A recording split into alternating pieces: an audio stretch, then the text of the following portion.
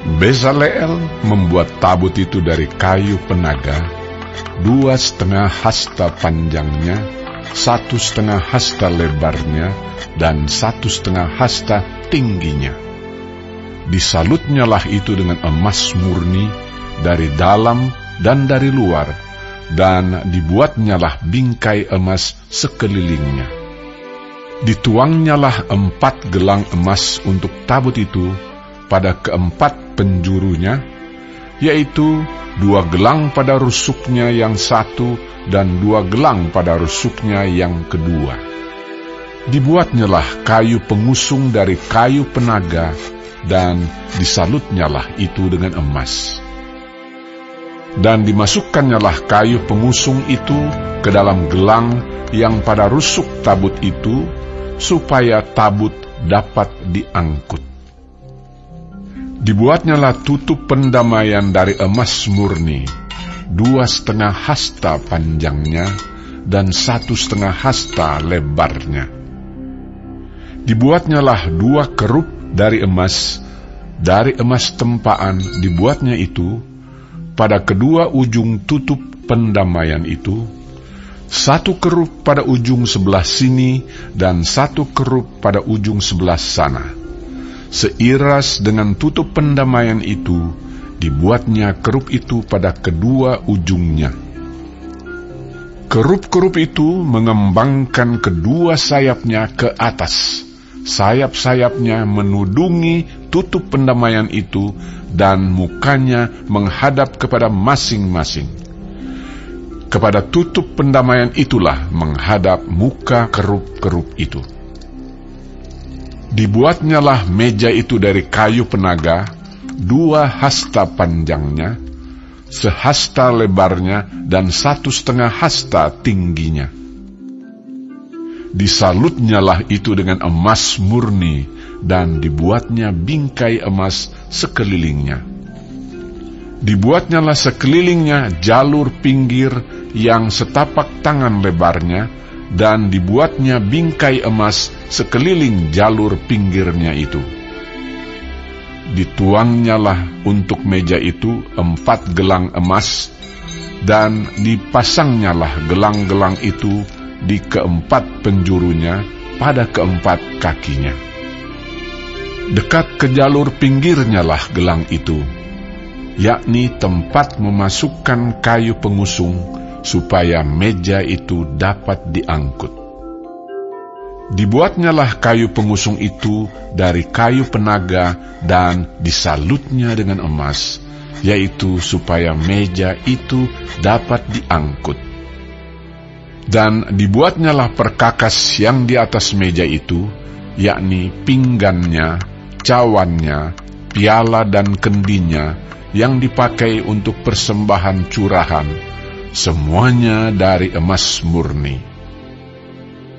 Dibuatnyalah kandil itu dari emas murni.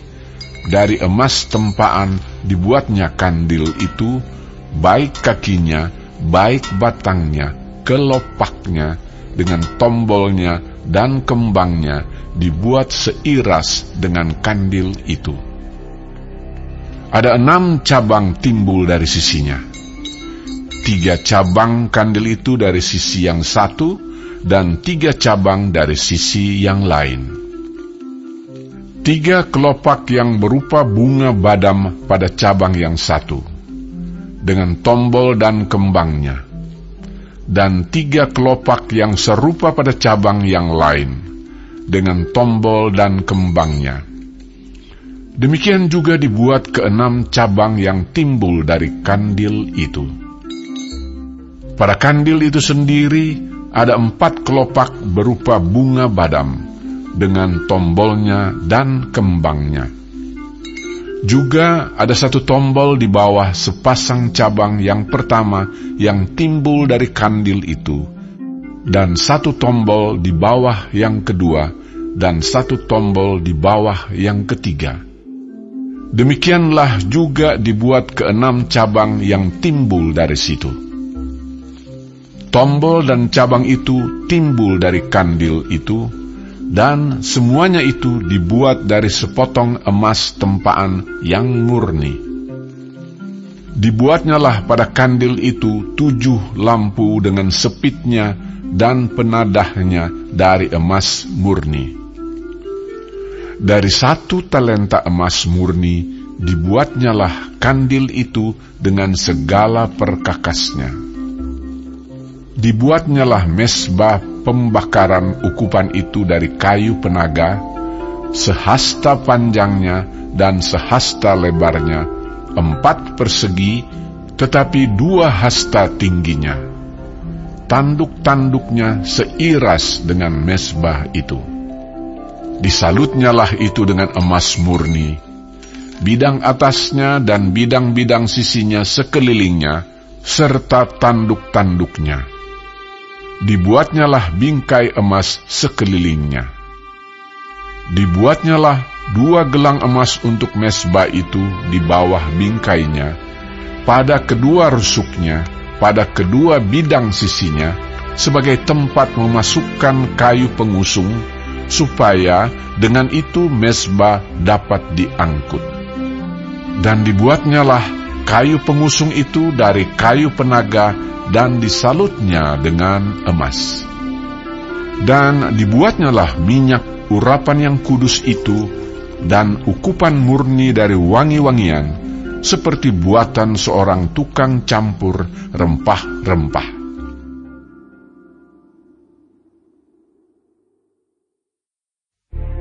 Dibuatnyalah mesbah korban bakaran itu dari kayu penaga, 5 hasta panjangnya dan 5 hasta lebarnya, 4 persegi, tetapi 3 hasta tingginya. Dibuatnyalah tanduk-tanduknya pada keempat sudutnya. Tanduk-tanduknya itu dibuat seiras dengan mesbah itu dan disalutnya dengan tembaga. Dibuatnyalah segala perkakas mesbah itu, yakni kuali-kuali, sodok-sodok, bokor-bokor penyiraman, garpu-garpu, dan perbaraan-perbaraan. Semua perkakasnya itu dibuatnya dari tembaga. Dibuatnyalah untuk mesbah itu kisi-kisi, yakni jala-jala tembaga di bawah jalur, mulai dari sebelah bawah sampai setengah tingginya. Dituangnyalah 4 gelang pada keempat ujung kisi-kisi tembaga itu, yakni tempat memasukkan kayu pengusung. Dibuatnyalah kayu-kayu pengusung itu dari kayu penaga dan disalutnya dengan tembaga.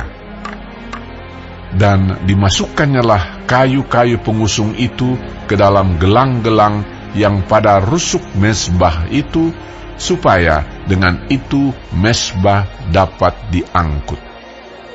Mesbah itu dibuatnya berongga dan dari papan. Dibuatnyalah bejana pembasuhan dan juga alasnya dari tembaga, dari cermin-cermin para pelayan perempuan yang melayani di depan pintu kemah pertemuan. Dibuatnyalah pelataran itu pada sebelah selatan. Layar pelataran itu dari lenan halus yang dipintal benangnya, 100 hasta panjangnya. 20 tiang layar itu dengan 20 alas tiang itu dari tembaga, tetapi kaitan-kaitan tiang itu dan penyambung-penyambungnya dari perak.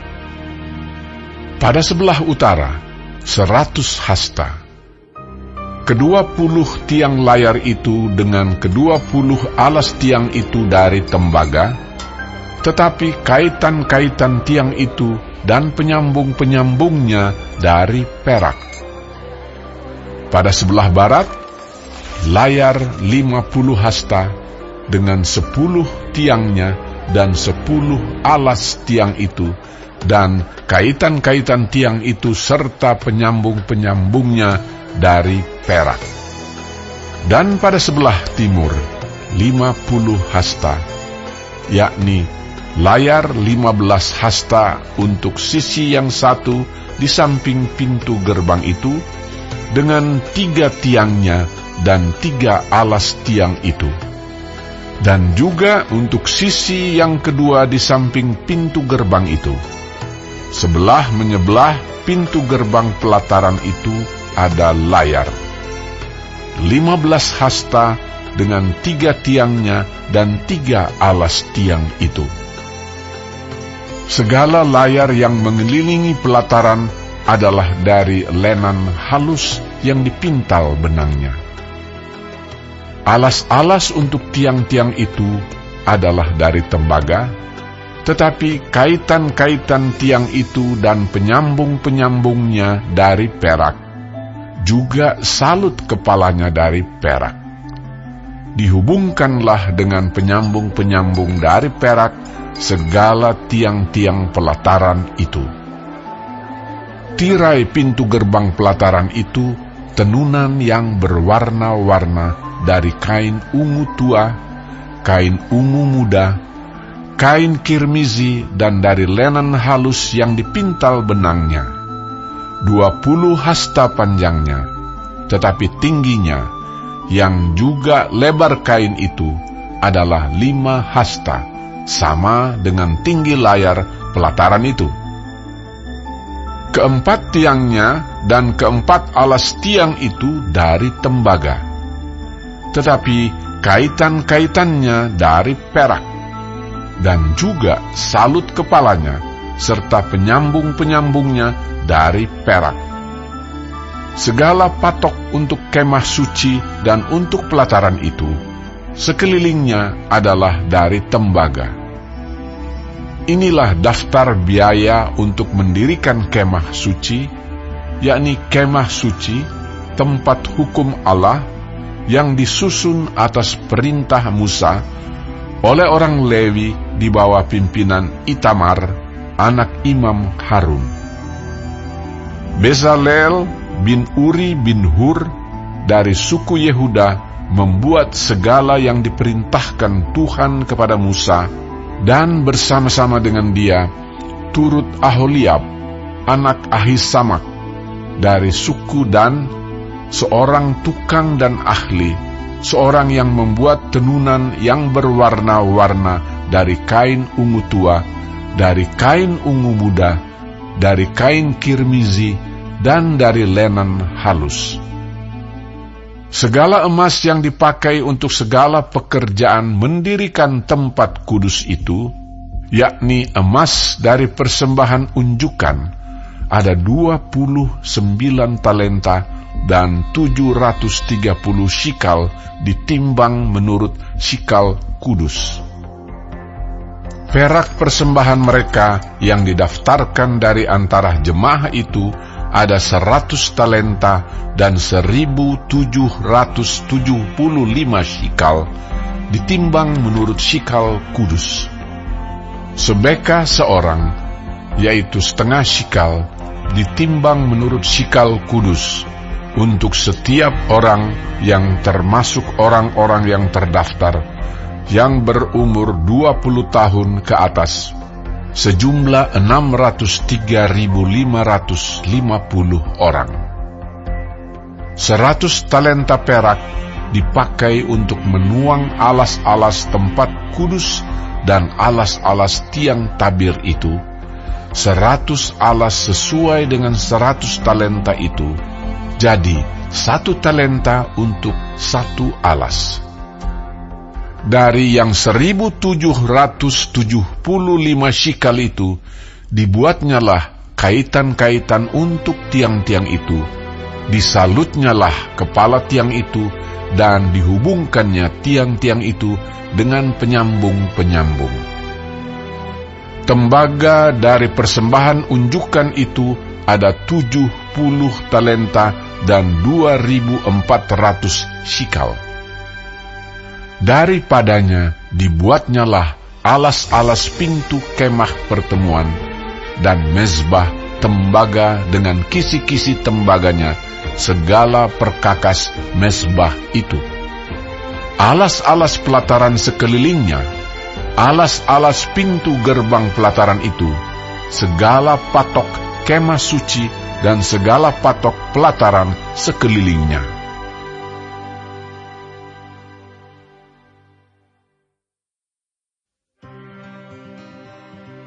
Marilah kita bersorak-sorai untuk Tuhan, bersorak-sorak bagi gunung batu keselamatan kita. Biarlah kita menghadap wajah-Nya dengan nyanyian syukur, bersorak-sorak baginya dengan nyanyian mazmur. Sebab Tuhan adalah Allah yang besar dan Raja yang besar mengatasi segala Allah. Bagian-bagian bumi yang paling dalam ada di tangan-Nya. Puncak gunung-gunung pun kepunyaan-Nya. Kepunyaan-Nya laut, Dialah yang menjadikannya. Dan darat, tangan-Nya lah yang membentuknya. Masuklah, marilah kita sujud menyembah, berlutut di hadapan Tuhan yang menjadikan kita. Sebab Dialah Allah kita, dan kitalah umat gembalaannya, dan kawanan domba tuntunan tangannya. Pada hari ini, sekiranya kamu mendengar suaranya, janganlah keraskan hatimu seperti di Meriba, seperti pada hari di masa di padang gurun. Pada waktu nenek moyangmu mencobai aku, menguji aku, padahal mereka melihat perbuatanku. 40 tahun aku jemu kepada angkatan itu. Maka kataku, mereka suatu bangsa yang sesat hati, dan mereka itu tidak mengenal jalanku. Sebab itu, aku bersumpah dalam murkaku, mereka takkan masuk ke tempat perhentianku.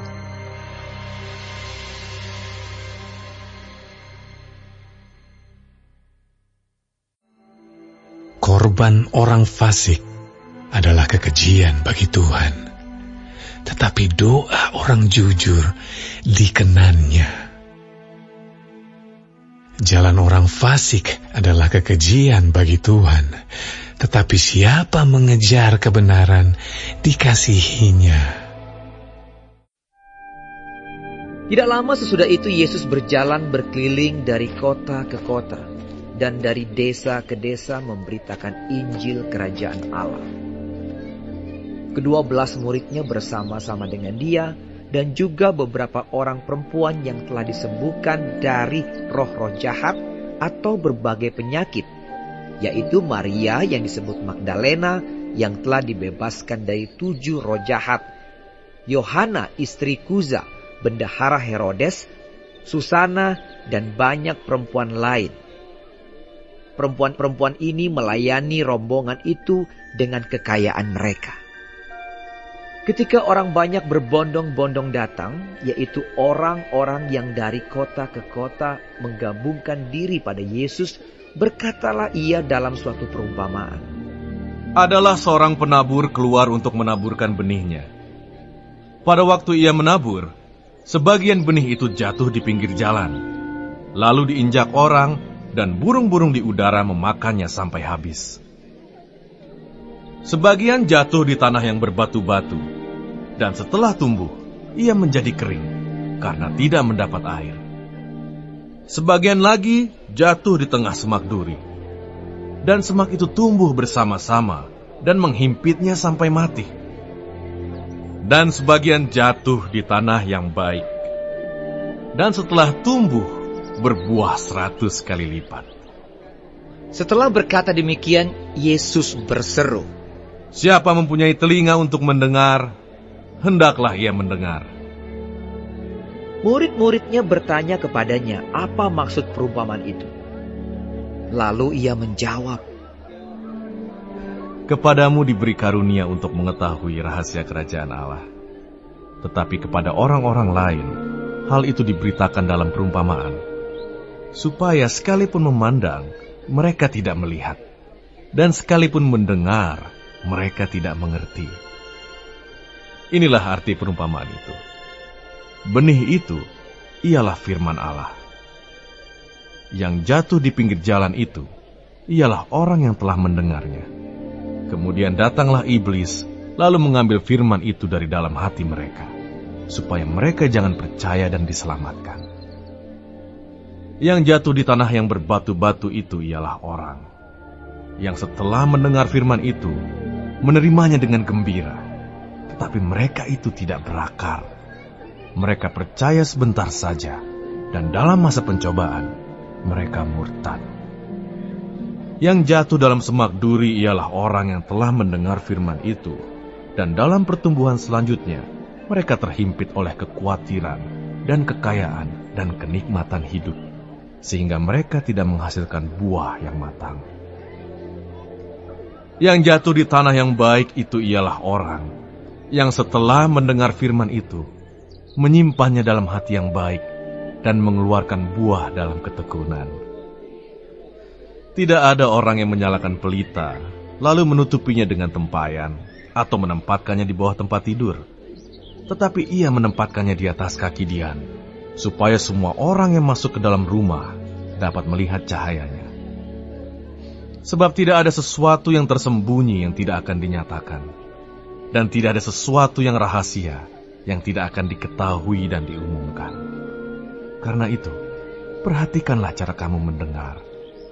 Karena siapa yang mempunyai, kepadanya akan diberi. Tetapi siapa yang tidak mempunyai, daripadanya akan diambil juga apa yang ia anggap ada padanya. Ibu dan saudara-saudara Yesus datang kepadanya, tetapi mereka tidak dapat mencapai dia karena orang banyak. Orang memberitahukan kepadanya, "Ibumu dan saudara-saudaramu ada di luar dan ingin bertemu dengan engkau." Tetapi ia menjawab mereka, Ibuku dan saudara-saudaraku ialah mereka yang mendengarkan firman Allah dan melakukannya. Pada suatu hari Yesus naik ke dalam perahu bersama-sama dengan murid-muridnya, dan ia berkata kepada mereka, Marilah kita bertolak ke seberang danau. Lalu bertolaklah mereka. Dan ketika mereka sedang berlayar, Yesus tertidur. Sekonyong-konyong turunlah taufan ke danau, sehingga perahu itu kemasukan air dan mereka berada dalam bahaya. Maka datanglah murid-muridnya membangunkan dia.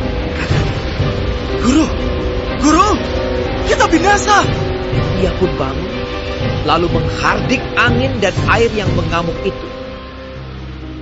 Dan angin dan air itu pun reda, dan danau itu menjadi teduh. Lalu katanya kepada mereka, Di manakah kepercayaanmu? Maka takutlah mereka dan heran. Lalu berkata seorang kepada yang lain, Siapa gerangan orang ini, sehingga ia memberi perintah kepada angin dan air, dan mereka taat kepadanya? Lalu mendaratlah Yesus dan murid-muridnya di tanah orang Gerasa yang terletak di seberang Galilea. Setelah Yesus naik ke darat, datanglah seorang laki-laki dari kota itu menemui dia. Orang itu dirasuki oleh setan-setan, dan sudah lama ia tidak berpakaian dan tidak tinggal dalam rumah, tetapi dalam pekuburan. Ketika ia melihat Yesus, ia berteriak lalu tersungkur di hadapannya dan berkata dengan suara keras, Apa urusanmu dengan aku? Hai Yesus, Anak Allah yang Maha Tinggi, aku memohon kepadamu supaya Engkau jangan menyiksa aku. Ia berkata demikian sebab Yesus memerintahkan roh jahat itu keluar dari orang itu. Karena sering roh itu menyeret-nyeret dia, maka untuk menjaganya, ia dirantai dan dibelenggu, tetapi ia memutuskan segala pengikat itu, dan ia dihalau oleh setan itu ke tempat-tempat yang sunyi. Dan Yesus bertanya kepadanya, Siapakah namamu? Jawabnya,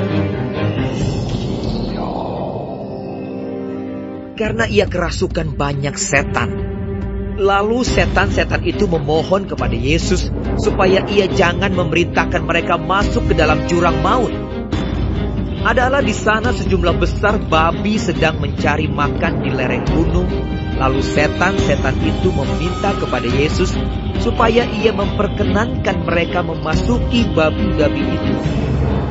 Yesus mengabulkan permintaan mereka. Lalu keluarlah setan-setan itu dari orang itu dan memasuki babi-babi itu. Kawanan babi itu terjun dari tepi jurang ke dalam danau lalu mati lemas. Setelah penjaga-penjaga babi itu melihat apa yang telah terjadi, mereka lari lalu menceritakan hal itu di kota dan di kampung-kampung sekitarnya. Dan keluarlah orang-orang untuk melihat apa yang telah terjadi. Mereka datang kepada Yesus dan mereka menjumpai orang yang telah ditinggalkan setan-setan itu duduk di kaki Yesus. Ia telah berpakaian dan sudah waras. Maka takutlah mereka. Orang-orang yang telah melihat sendiri hal itu memberitahukan kepada mereka bagaimana orang yang dirasuk setan itu telah diselamatkan. Lalu seluruh penduduk daerah Gerasa meminta kepada Yesus supaya ia meninggalkan mereka, sebab mereka sangat ketakutan. Maka naiklah ia ke dalam perahu lalu berlayar kembali. Dan orang yang telah ditinggalkan setan-setan itu meminta supaya ia diperkenankan menyertainya.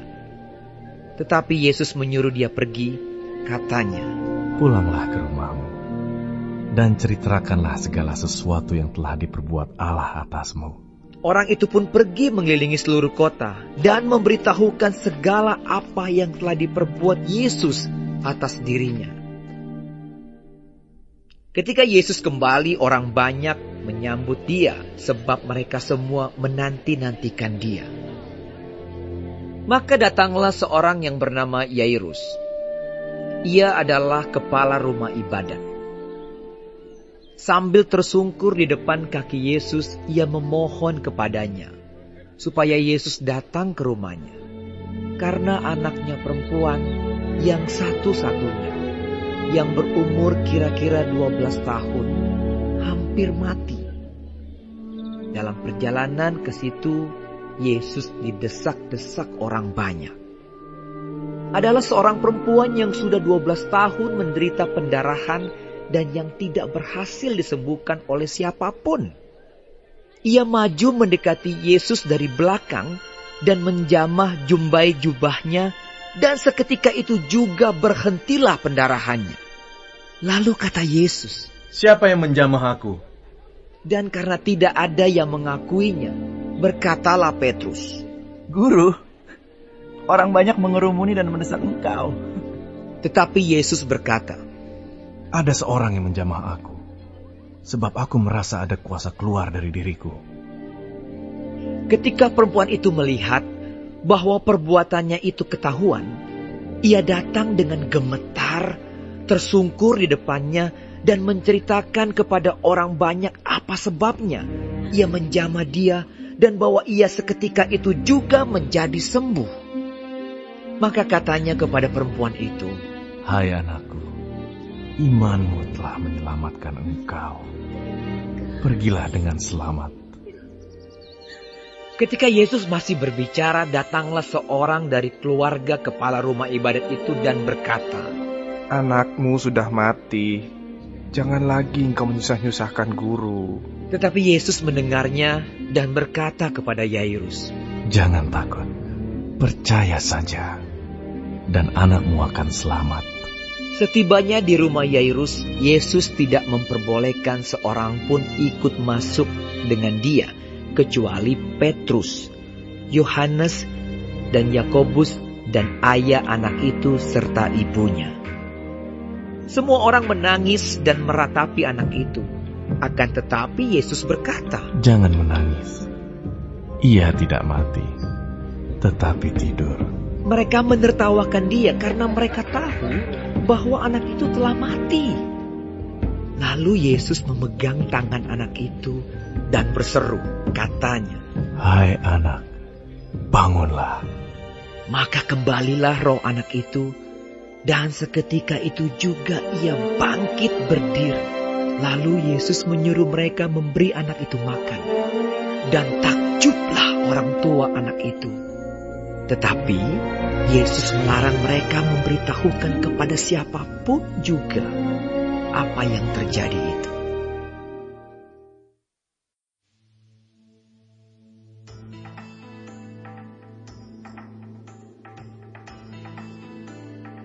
Sebab itu, hai saudara-saudara yang kudus, yang mendapat bagian dalam panggilan surgawi, pandanglah kepada Rasul dan Imam Besar yang kita akui, yaitu Yesus, yang setia kepada Dia yang telah menetapkannya, sebagaimana Musa pun setia dalam segenap rumahnya.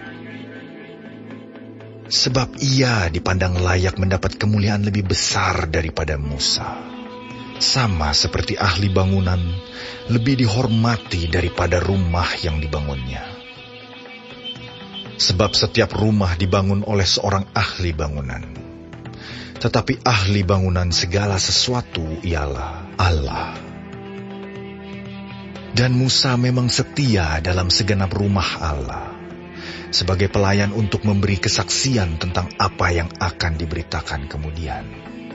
Tetapi Kristus setia sebagai anak yang mengepalai rumahnya. Dan rumahnya ialah kita. Jika kita sampai kepada akhirnya, teguh berpegang kepada kepercayaan dan pengharapan yang kita megahkan. Sebab itu, seperti yang dikatakan Roh Kudus, pada hari ini, jika kamu mendengar suaranya, janganlah keraskan hatimu, seperti dalam kegeraman pada waktu pencobaan di padang gurun, di mana nenek moyangmu mencobai aku dengan jalan menguji aku, sekalipun mereka melihat perbuatan-perbuatanku 40 tahun lamanya. Itulah sebabnya aku murka kepada angkatan itu, dan berkata, selalu mereka sesat hati, dan mereka tidak mengenal jalanku. Sehingga aku bersumpah dalam murkaku, mereka takkan masuk ke tempat perhentianku. Waspadalah, hai saudara-saudara, supaya di antara kamu jangan terdapat seorang yang hatinya jahat, dan yang tidak percaya oleh karena ia murtad dari Allah yang hidup. Tetapi nasihatilah seorang akan yang lain setiap hari, selama masih dapat dikatakan hari ini, supaya jangan ada di antara kamu yang menjadi tegar hatinya karena tipu daya dosa. Karena kita telah beroleh bagian di dalam Kristus, asal saja kita teguh berpegang sampai kepada akhirnya, pada keyakinan iman kita yang semula. Tetapi apabila pernah dikatakan, pada hari ini, jika kamu mendengar suaranya, janganlah keraskan hatimu seperti dalam kegeraman.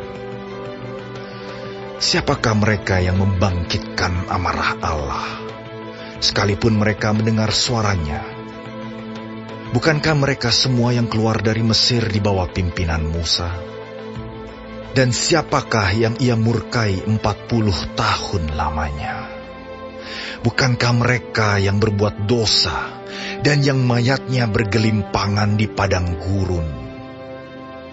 Dan siapakah yang telah ia sumpahi bahwa mereka takkan masuk ke tempat perhentiannya? Bukankah mereka yang tidak taat? Demikianlah kita lihat bahwa mereka tidak dapat masuk oleh karena ketidakpercayaan mereka.